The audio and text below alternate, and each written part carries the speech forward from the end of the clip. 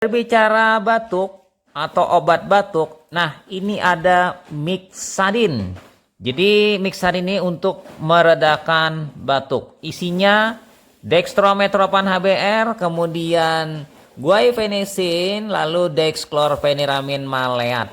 Jadi ada 3 di sini komposisinya. Untuk headnya 2472, variasinya mungkin 2100 sampai 2800. Sementara saat pembelian harganya 2.500. Jadi mengatasi obat ya, bekerja sebagai mengatasi batuk ya, bekerja sebagai antitusif, antihistamin dan ekspektoran.